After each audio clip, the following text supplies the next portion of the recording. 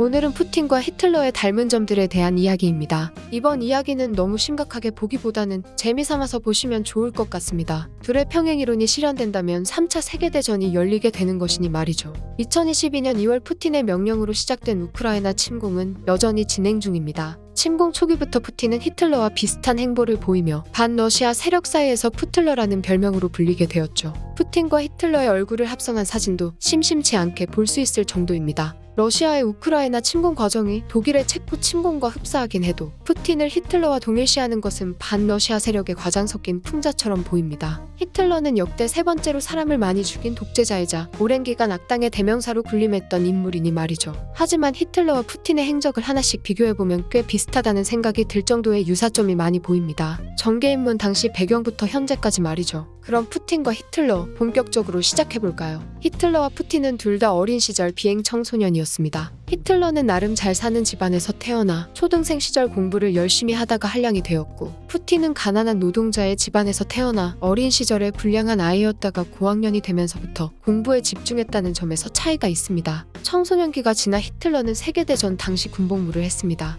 푸틴은 한국으로 치자면 국정원 요원이 되었죠. 결과적으로는 둘 다 정계로 들어갔지만 독일 노동자 당이라는 왜소한 집단에서 시작한 히틀러에 비해 푸틴은 나름 정계에서도 엘리트 코스를 밟았습니다. 약간의 차이가 있기는 하지만 둘 다 국가의 붕괴와 사회적 혼란 속에서 정계에 입문했죠. 히틀러가 정치에 입문하게 된 배경은 1918년 독일의 패전과 11월 혁명에서 비롯되었습니다. 당시 독일은 전쟁에서 패배했다는 사실에 사회적 불안감이 높아져 있었고 11월 혁명이 일어나며 독일 제국이 무너지면서 격동의 시기를 맞이했죠. 불안감은 현실이 되어 사회 위기로 찾아왔고 사람들은 잃어버린 제국을 실감하기 시작하던 시기였습니다. 당시 히틀러는 군에 복무하면서 우후죽순 생겨나던 정당들의 정보를 수집하던 중이었고 우연한 계기로 독일 노동자 당의 토론회에 참석했습니다. 독일 노동자당은 말이 좋아 당이지 실상은 노동자와 인연가들이 모여 사회의 불만을 쏟아내는 집단에 불과했죠. 히틀러는 자신의 조국 독일을 모욕하는 당의 분위기에 불같이 화를 내며 자신의 민족주의 사상을 쏟아냈고 이 연설을 계기로 독일 노동자당에 입당했습니다. 푸틴은 1991년 소련이 붕괴되어 가던 시기 정계에 입문했습니다. 당시 소련은 사회적으로 극심한 혼란을 겪으며 곳곳에서는 폭력이 난무했고 8월 쿠데타를 성공적으로 진압한 보리스 옐친에 의해 해체가 진행되었죠. 히틀러와 푸틴 모두 사회 위기와 잃어버린 영광의 시대에 정계에 입문하게 된 것입니다. 그리고 둘 다 과도기였기 때문에 정치가 매우 불안정했죠. 당시 푸틴은 KGB에 사표를 내고 소부차크의 편에 서서 정계에 입문했습니다. 정계에 입문한 초기에는 상트페테르부르크 지역의 부시장까지 역임하며 잘 나갔지만 1995년 소부차크가 선거에서 패배함과 동시에 입지가 흔들리기 시작했죠.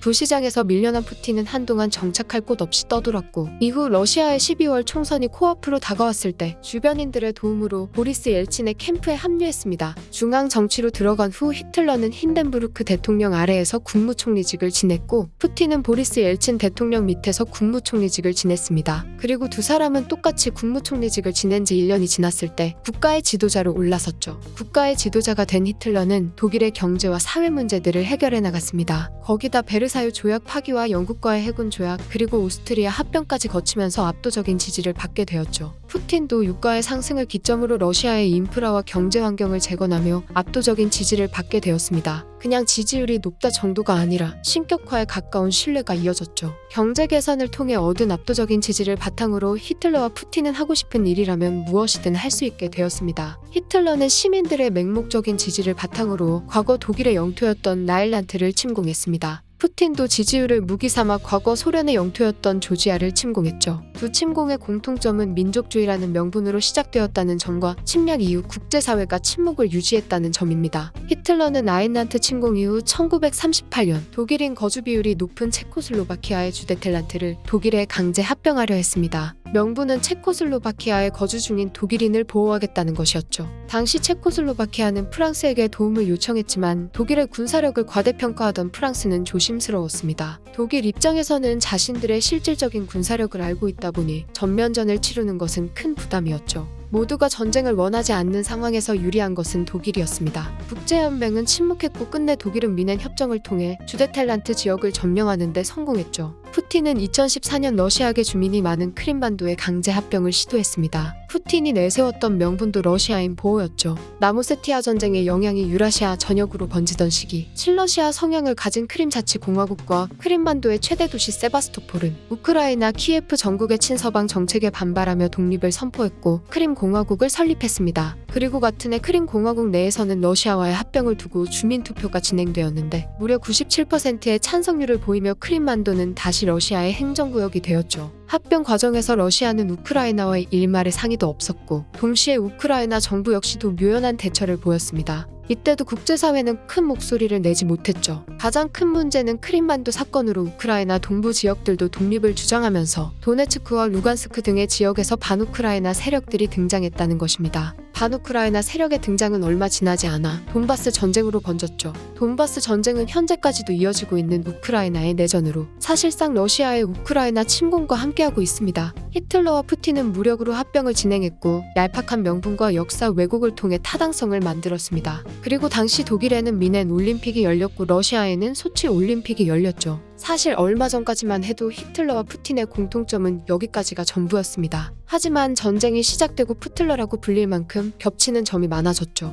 히틀러는 주데테란트 지역을 장악한 이후 자작극을 꾸며 폴란드 침공에 대한 명분을 만들었습니다. 목표는 독일 제국의 재건설과 영향력 팽창이었죠. 그리고는 1939년 9월 히틀러는 폴란드에 전면적인 공격을 가했습니다. 프랑스와 영국은 선전포고도 없이 폴란드를 침공한 독일에게 크게 반발했고 결국 폴란드 침공은 역사상 가장 끔찍했던 세계전쟁으로 번지게 되었죠. 푸틴의 우크라이나 침공도 나치의 폴란드 침공과 성격이 비슷합니다. 푸틴은 우크라이나 돈바스 지역에 거주하는 러시아계 주민들이 우크라이나 정부에 의해 억압당하고 있다는 주장과 함께 침공을 개시했죠. 말은 같은 민족을 지키겠다는 이유였지만 실상은 옛 소련의 연방공화국이었던 우크라이나를 굴복시키겠다는 흑심이 숨어 있습니다. 당연히 주민 보호만으로는 타당성이 부족했기 때문에 푸틴은 우크라이나를 점령할 계획이 없다는 마음에 없는 소리도 더했죠. 개전 이후 푸틴은 우크라이나 전역에 폭격을 가하며 민간인들을 희생시켰습니다. 심지어 키예프의 아파트 단지로 포탄을 투하하기도 했죠.